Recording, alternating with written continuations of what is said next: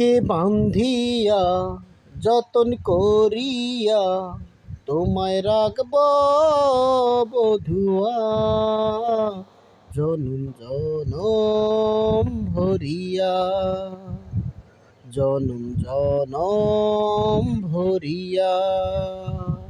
বুকে বান্ধিয়া যতন করিয়া তোমায় রাখব বধুয়া, জনম জনম ভরিয়া, জনম জনম ভরিয়া।